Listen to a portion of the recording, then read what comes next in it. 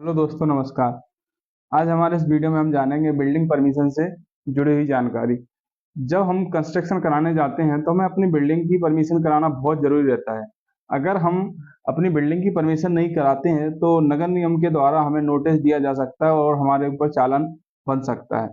तो आप सबसे पहले जब भी कंस्ट्रक्शन कराने जाते हैं तो अपने मकान का बिल्डिंग परमिशन ज़रूर कराएं, जिससे आपको मकान बनाने में बहुत आसानी होगी और आप किसी भी रुकावट के बिना मकान बना सकते हैं।